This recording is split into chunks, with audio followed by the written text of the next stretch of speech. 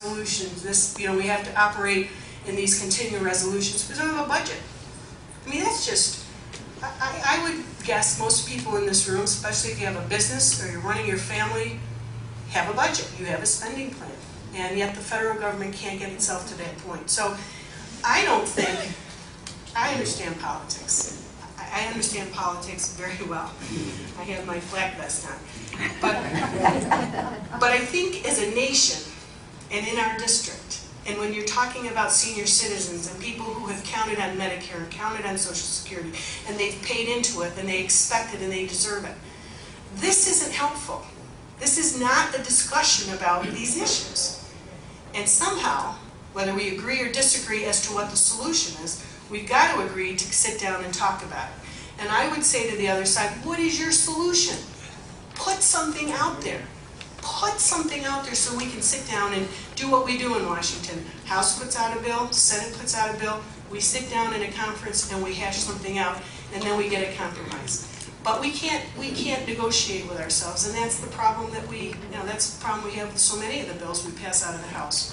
So I've gone on way long, but now we'll start questions. And we'll go over time with make sure we get enough questions in. Fantastic. We choose, and I'll read the person's name. You have the option of myself reading the question to the Congresswoman, or you could read the question yourself. And we do have a mic that our Chief Snell will be passing around to accommodate everybody. And please, when you ask, everybody here wants to be respectful. As Congresswoman said, we may have different views, but let's try to be respectful in our discussion. And I do back here, so if you have any questions for him, he's I got a couple for you. Okay, the first question we have is from Ron Fredelis of Fayetteville. Ron? Okay, Ron, would you like me to read the question, or would you like to? I'd like to. Okay. Well, since you're right here, I will hand you my microphone. I think because of your energy this morning, this is a kind of a question I don't need to ask, but are you as excited about representing us for another term as we are?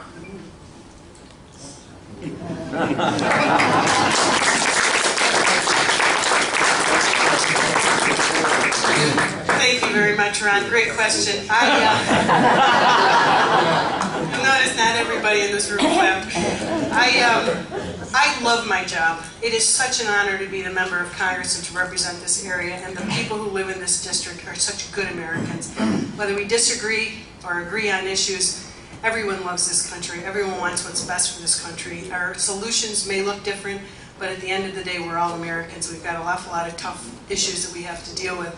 But it's just the greatest honor. Every morning, my apartment is about 5 blocks from the Capitol, and you see that Capitol looming in the morning, and you just say, this is the greatest country. This country is what we've achieved in 200 short years, how much we've relied on the people, not the government, but the people. This is a great nation, and the people who live here are great, and I love my job. Thank you very much.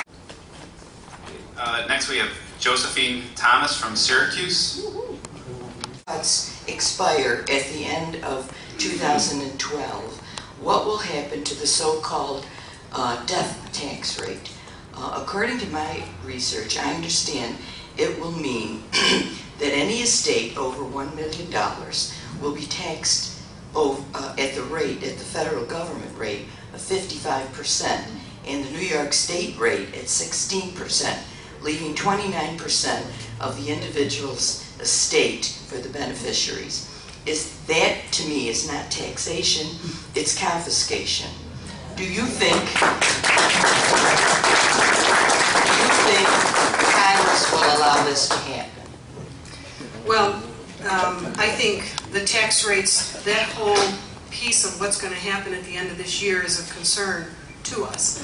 And if I'm very honest, I think it's probably going to have to do with which way the election goes in November, who's in office, whether it's in the lame duck Congress, and how they're going to handle it. I think it's no surprise, and it's my position on taxes is that the American people pay enough taxes. I think that those rates should be extended. I think that the estate tax should not go up. I actually think we should reduce corporate taxes. And there's so many issues to talk about when raising taxes, because I mentioned earlier different solutions. Some folks would say we need to raise taxes to address our debt and our deficit. And for those of you who haven't heard this before, you know that our deficits, we run about $1.5 trillion deficit every year, and it accumulates into a national debt of about 16 trillion. So some would say, well, let's raise taxes. Let's just raise taxes to offset those expenses. But I think if you got to look at that. If we not just raise taxes, but we confiscate the wealth of that top 1%. We take that, we not just bump up there, but we take all of the wealth. That only amounts to about $1 trillion. That's not going to scratch the surface when you're looking at a $16 trillion debt. So we've got to look at how this government spends money, and we've got to cut spending. We have no, I think morally, it's reprehensible to put a budget in place that spends more money than we're taking in. That's just a basic, that's not a Republican or Democratic issue. It's irresponsible of this government to spend $1 trillion more every year than we bring in. That starts this. And I want to say something here, because people will say, "Oh, you're a Republican, and you're speaking out against President Obama and his spending." This trend didn't start with President Obama. This trend started long ago when George Bush had the 3 houses and he lost his way and he spent money that we didn't have. This is an ongoing problem. He then had the wars and he had 9/11, and that was a complication. But he spent money that he didn't have as a nation, and he began this trek. This is not something the last 3 years has this is an ongoing problem where this country has spent more money than it's taken in. So I think we need to cut spending. We got to be careful. I mean, it must make you all see when you watch the TSA, or you watch the Secret Service, or you listen to the EPA, the district director there talking about crucifying. I think it must make you see this is the arrogance of Washington. And again, it's not Republican or Democrat. The arrogance of people in these agencies who have no regard for your tax dollars. And you got to keep reminding yourself the government doesn't have a penny. The only money they have is what you give them. And so I think the government owes all of you a much higher regard and a much higher level of accountability for how they're spending your money. And they're doing a lousy job. They're not accountable. There's just a disregard for, and you know, if you've got $100 that someone gave you and it's not your money, you spend it a lot more freely than when you've got $100 and it's your grocery money and it's your gas money and the like. So that's, I think, a big problem. And when you see this irresponsible spending, I have a hard time justifying raising taxes to feed that beast even more.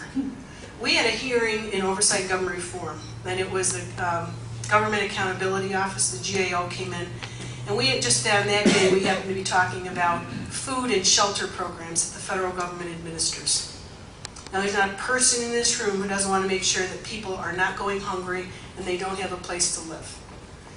But the GAO sat there and they said to us, we can't tell you how many federal programs there are to address food and shelter programs in this country. We can't tell you how much the nation spends on those programs.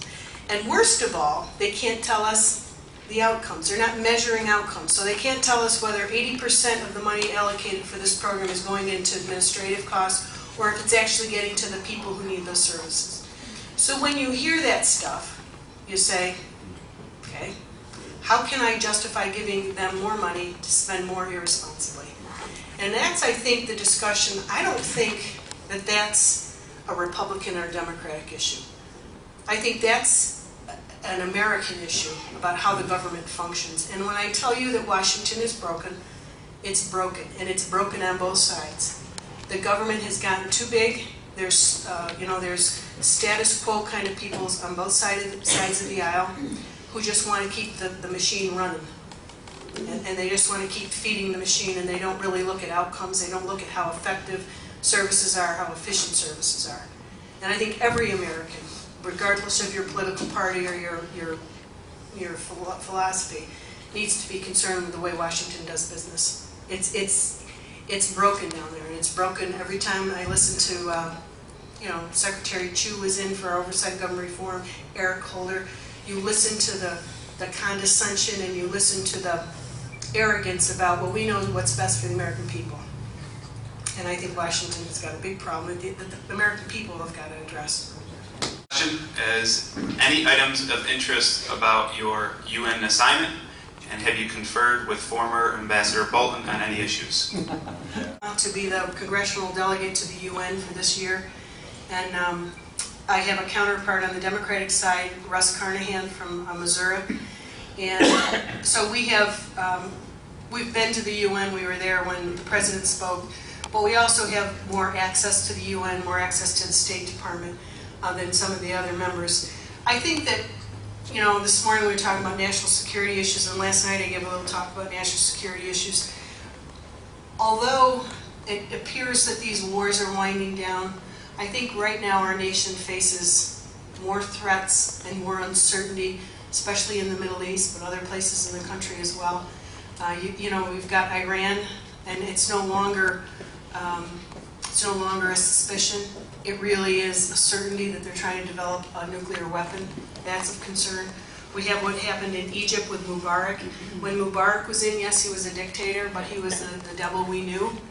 And now there's so much uncertainty. We've had a number of hearings and briefings on the Muslim Brotherhood, and if they're going to move in, and whether it's a radical element of the Muslim Brotherhood.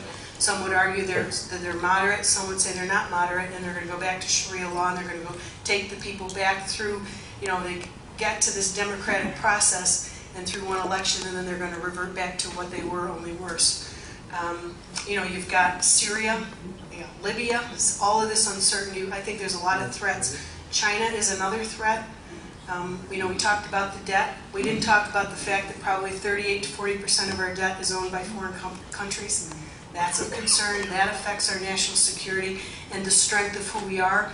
You're less likely to stand up and assert yourself, and as Ronald Reagan would say, peace through strength, when you're beholden to countries for your debt. That puts us in a precarious position. Another good reason why we need to get our spending under control.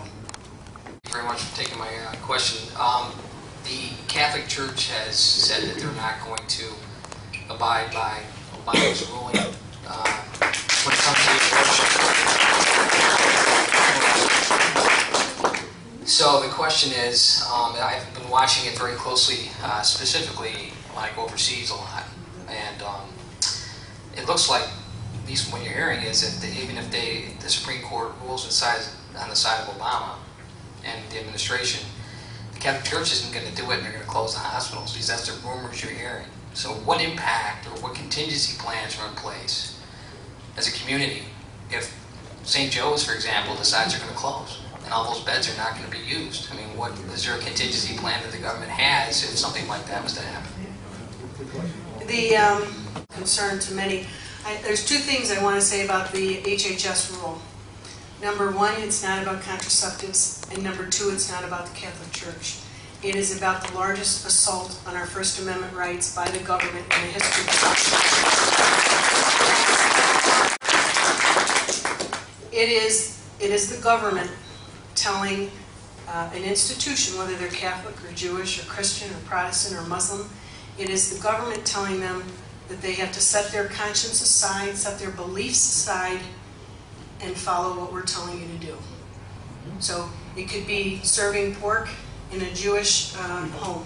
It could be anything. You can fill in the blanks yourself.